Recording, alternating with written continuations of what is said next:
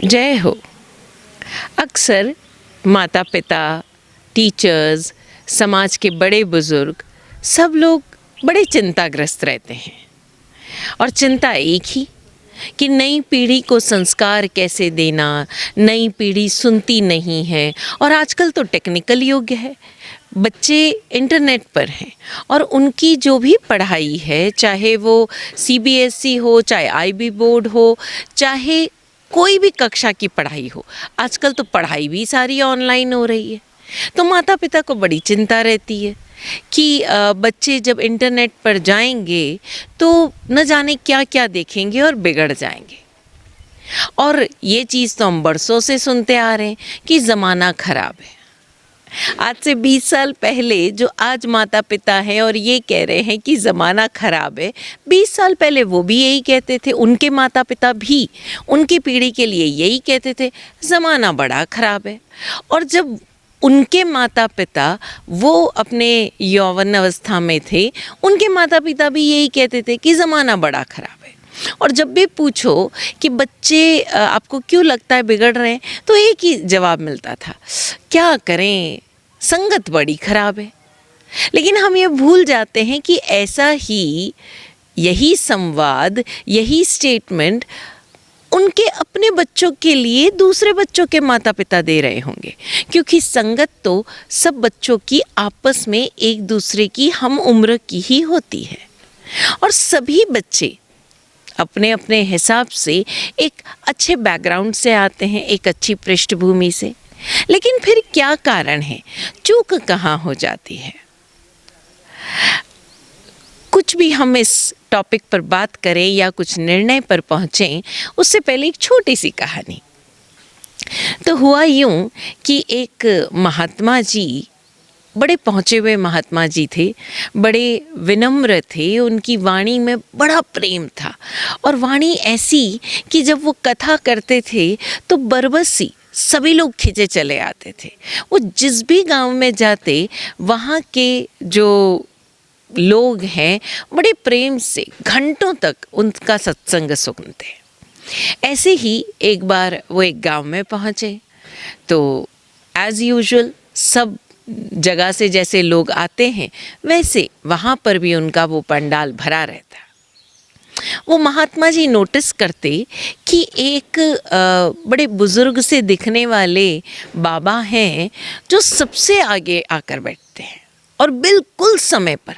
जैसे अगर 9 बजे का समय है तो वो 9 में 5 कम ही आकर वो अपनी उस निर्धारित जगह पर बैठते हैं। और उनकी शक्ल सूरत देखकर ऐसा लगता है जैसे बड़े भाव विभोर होकर, बड़े तल्लीन होकर वो कथा सुन रहे हैं। महात्मा जी को भी बड़ा आनंद आता जब जब वो उन बाबा को देखते। तो जैसे होता है ना कि एक वक्ता जब बोलता है और श्रोता उसे सुनकर आनंद विभोर होता है, भाव विभोर होता है, तो वक्ता का कहने का जो आनंद है वो दुगना हो जाता है। तो इसी तरह से वो महात्मा जी भी यदा कदा बीच बीच में सत्संग करते हुए, कथा कहते हुए उन बाबा की तरफ देख लेते और उनकी तरफ देखकर उनको इंगित करते हुए वो कुछ कह पड़ते। और बाबा भी मानो उनका इशारा समझकर और झूम उठते, बड़े खुश होते। ये सिलसिला कुछ दिन तक चलता रहा।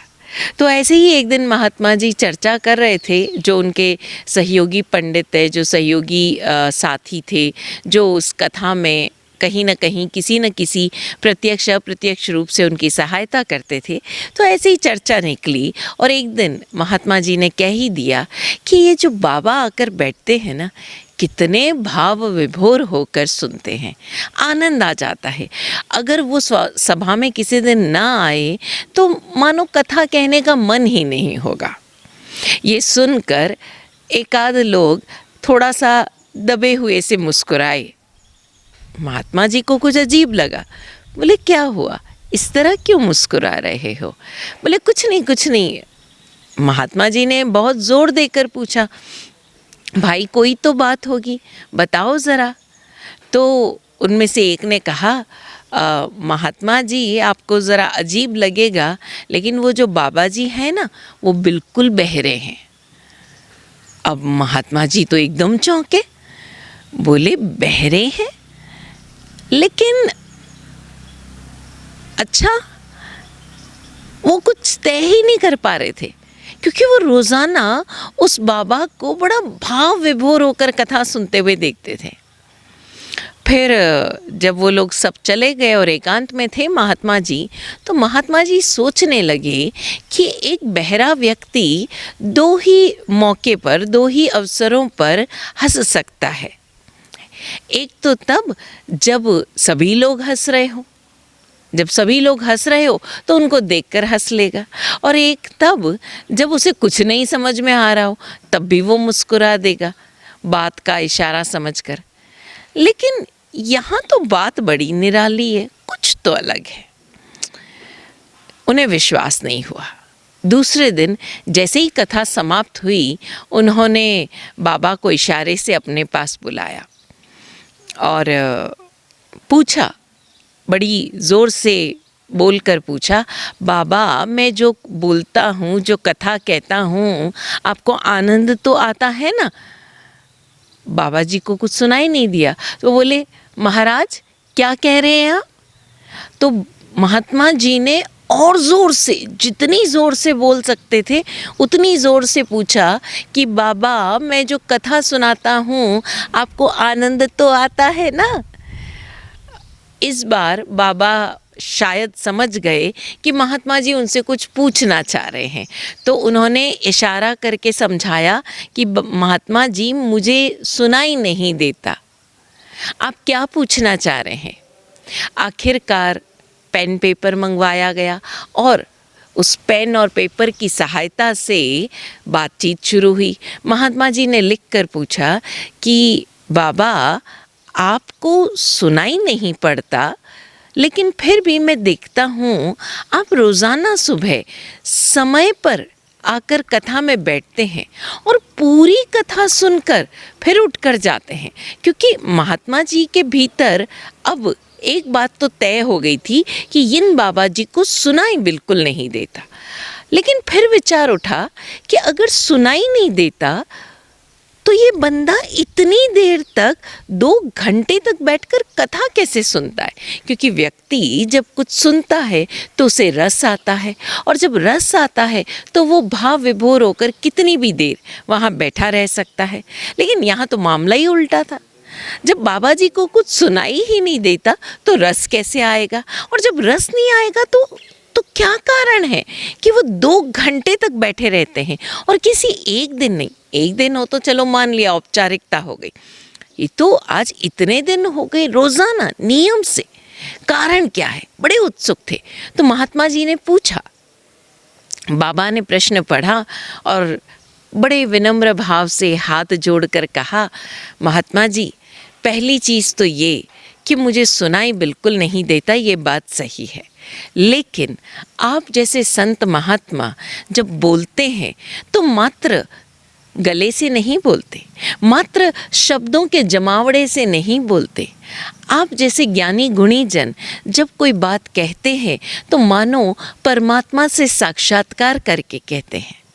और जब आप परमात्मा के प्रति इतने समर्पित होकर अपने अनुभव से कोई बात बताते हैं तो भले ही वो शब्द मुझे ना सुनाई दे, लेकिन आपके उन शब्दों की जो कंपन है, वो वाणी का जो आलोड़न विलोड़न है, वो मुझे आंदोलित कर जाता है। अगर हम बहुत सरल शब्दों में समझें तो उन वर्ड्स की जो वाइब्रेशंस है वो मुझे छू जाती है। और दूसरी बात, आपकी वाणी सुनने के लिए न जाने कितने कितने ज्ञानी गुणीजन आते हैं, पुण्यात्मा लोग आते हैं। ऐसे पुण्यात्माओं की सत्संग में बैठकर ही मेरे भीतर खुशी खिल जाती है, प्रसन्नता का कोई और छोर ही नहीं रहता, और इसीलिए मैं आता हूँ। महात्मा जी बड़े ध्यान से, क्योंकि ऐसे जवाब की उन्हें उम्मीद ही नहीं थी, बड़े ध्यान से उनकी बात सुनने लगे। और वो जो बाबा थे वो अपनी रौ में कहे चले जा रहे थे।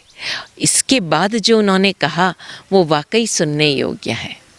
बाबा कहने लगे कि महात्मा जी जिस दिन से आपकी कथा शुरू हुई तो मैं अकेले आ नहीं पाता, तो मेरा बड़ा बेटा, मैं उसे कहता था कि मुझे छोड़ने चल, तो शुरू में 2-4 दिन तो मैं उसे ज़बरदस्ती ले आया, और इसी तरह कभी कभार मझले को, कभी कभार छोटे बेटे को ले आया।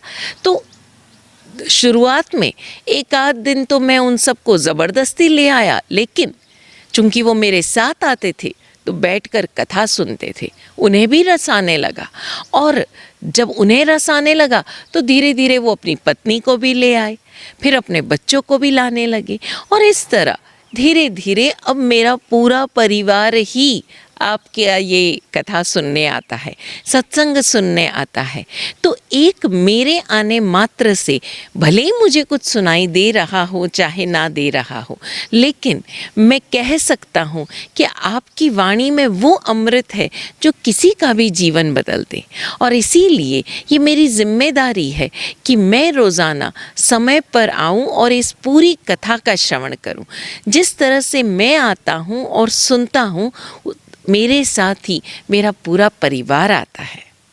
उनकी ये बात सुनकर महात्मा जी तो बिल्कुल किंग के कर्तव्य विमूढ़ हो गए, और सही भी तो है। अगर एक व्यक्ति जो परिवार का मुखिया है अपनी जिम्मेदारी समझ ले, उसने कहा नहीं कभी अपने परिवार को कि तुम चलो कथा सुनने, भगवान की वाणी सुनने, परमात्मा के वचन सुनने, ज्ञानी गुणीजनों को सुनोगे तो तुम्हारी ज़िंदगी बदल जाएगी। उसने शब्दों से कुछ नहीं कहा। और क्या किया उन बाबा ने? स्वयं चले आए और अपने साथ अपने एक बेटे को ले आए। अब जब वो बेटा आया और उसे वो स्वाद मिला, तो एक किसी को अगर कोई मिठाई का स्वाद भा जाए तो क्या वो स्वाद बार बार नहीं लेना चाहेगा? इसी तरह से अगर परिवार के सदस्यों को, चाहे वो माता पिता हो चाहे दादा दादी हो, अगर उन्हें लगता है कि हमारे बच्चों में ये गुण होना चाहिए, ये संस्कार होने चाहिए, तो उसका सीधा सा तरीका है, आप अपने भीतर वो आदत, वो व्यवहार डाल लीजिए, वो गुण डाल दीजिए। अभी एक चलन चल निकला है, अक्सर पेरेंट्स कहते हैं हमारे बच्चे में रीडिंग हैबिट्स नहीं है। ज़रा वो माता पिता स्वयं गौर करें कि जैसे ही उन्हें कुछ पलों की फुर्सत मिलती है वो क्या पढ़ते हैं, और अगर वो पढ़ते भी हैं तो किस तरह की किताबें पढ़ते हैं। फिल्मी मैगज़ीन्स, डेकोर के मैगज़ीन्स, या वाकई कुछ ऐसी किताबें जो लाइफ ट्रांसफॉर्मिंग है, कुछ ऐसी पुस्तकें जो जीवन बदल सकती है, जो आपके भीतर के दर्शन को विकसित कर सकती है। जब ऐसी पुस्तकें आपके टेबल पर रहेगी, आपके ड्राइंग रूम में रहेगी, आपके लिविंग रूम में रहेगी, तो यदा कदा आते जाते बच्चे भी उससे पलटेंगे। उसी तरह से ज़रा जो आज माता पिता, अभी रिसेंटली बात हो रही थी, बच्चों से ही बात हो रही थी, बड़े मज़े की बात, ये बच्चों से ही बात हो रही थी, और एक प्रश्न आया एक बच्चे का कि हम अब्यूसिव लैंग्वेज बोलना नहीं चाहते, लेकिन फिर भी अगर वो निकलती है तो हम क्या करें। मेरा प्रति प्रश्न उस बच्चे से एक ही था, बेटा ये अब्यूसिव लैंग्वेज तुमने सुनी कहाँ पर? वो बच्चा जानता है कि ये भाषा, ये गाली गलौच वाली भाषा, ये अनादर वाली भाषा, ये अपमानजनक भाषा उसे नहीं बोलनी है, लेकिन फिर भी वो बोल रहा है। क्यों बोल रहा है? कहाँ सुनी उसने ऐसी भाषा? वो वोकैबुलरी उसके भीतर कहाँ आई? पूछने पर उसने कहा, मारा सा संगत से। जवाब सुनकर मैं मुस्कुराई। फिर मैंने किसी और बच्चे से पूछा, मैंने कहा अच्छा बताओ ज़रा, तुमने ये भाषा तुम्हारे भीतर जो है तुमने कहाँ से सीखी?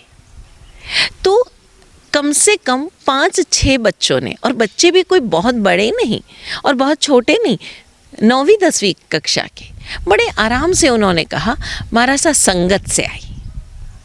एक आध ने बड़ी दबी ज़बान से कहा मारा सा हमने अपने बड़ों से सुनी। किसी एक ने बड़े पीछे से बोलकर कहा हमने अपने पड़ोसी से सुनी।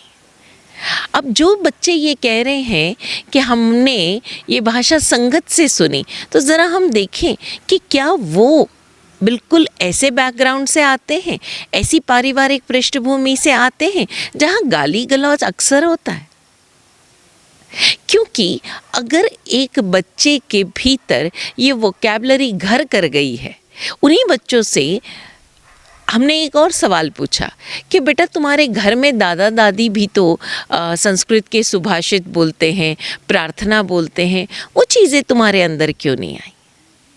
सोचने योग्य बात है कि एक बच्चा कह रहा है कि हमें ये अपमानजनक भाषा संगत से सीखने को मिली, हमारे बड़ों से सुनने को मिली, हमारे पास पड़ोस से सुनने को मिली, और हम ये बात करते हैं कि हमारे बच्चे जो बिगड़ रहे हैं वो इंटरनेट से।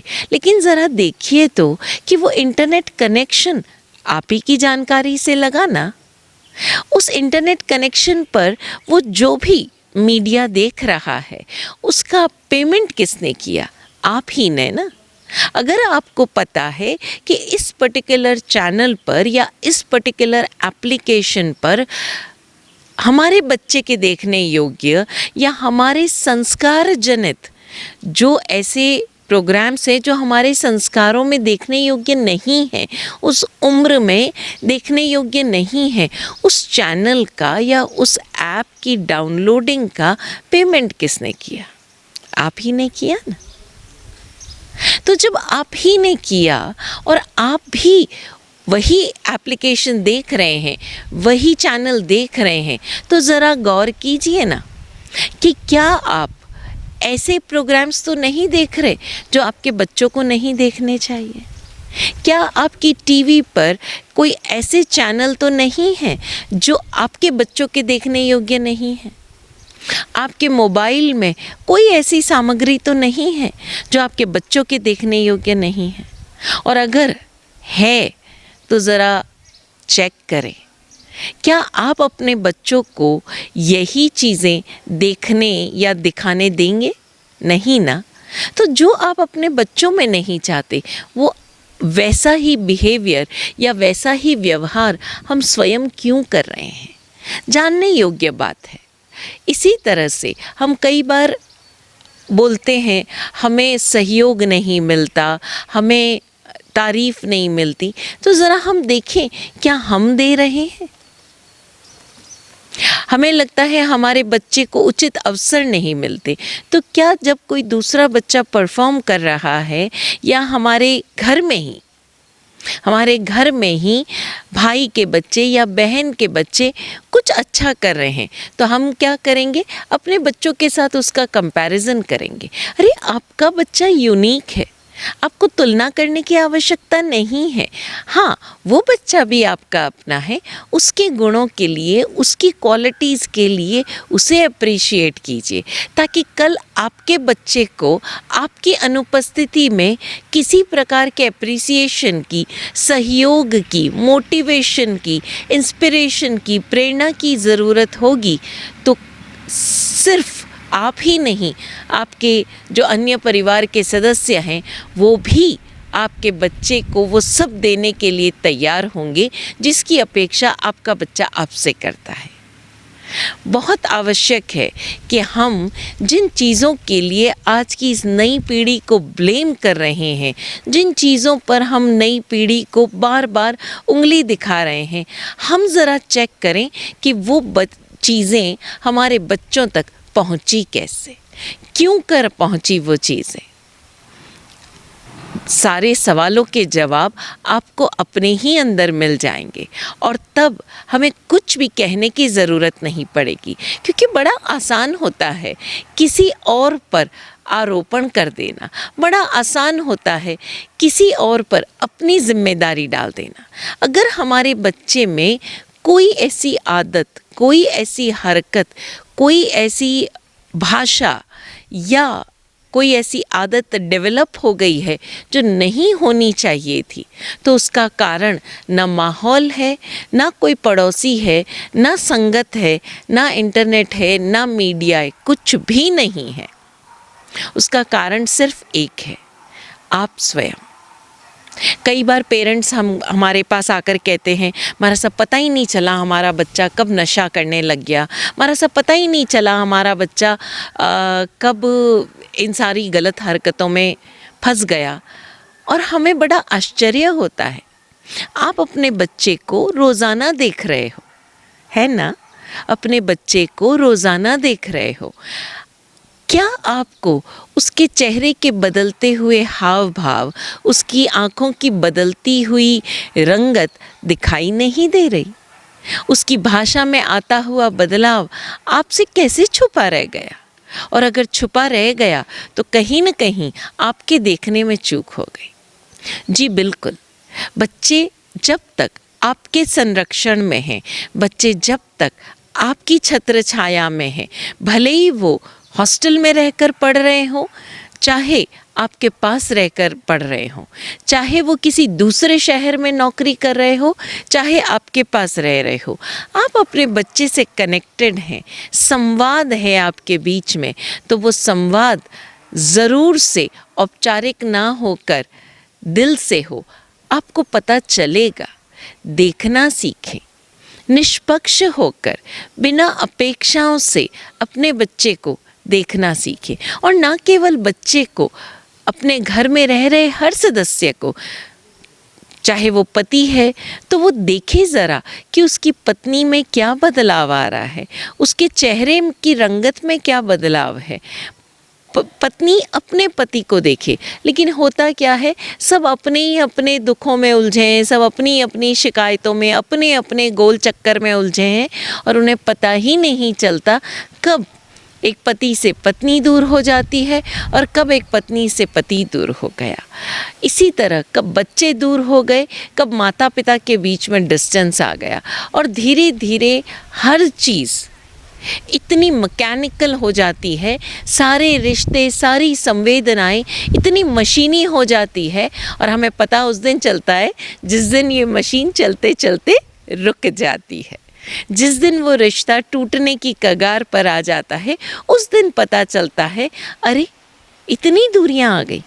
तो देर ना करें, आज ही से, अगर आप अब तक चूकते आए हैं कोई बात नहीं, आज ही से अपने बच्चों को गौर से देखना शुरू करें, उसकी भाषा को गौर से सुनना शुरू करें।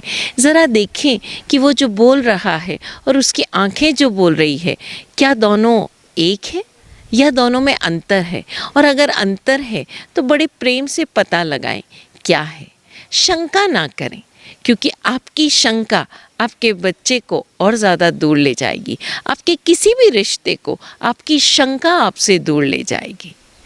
तो हम जो चाहते हैं अपने आसपास वालों से, चाहे वो बच्चे हों, बड़े हों, मित्र हो, पति पत्नी हो, आपके सहयोगी हो, परिवार के अन्य सदस्य हो, या आपके साथ काम करने वाले लोग हो, आप जिससे जो चाहते हो ज़रा चेक कीजिए आप उनको क्या दे रहे हैं। आपको सारे सवालों के जवाब खुद ब खुद मिल जाएंगे। तो अवसर है, अभी भी हम चेक कर सकते हैं खुद को। चूके नहीं, चेक करें। जय हो।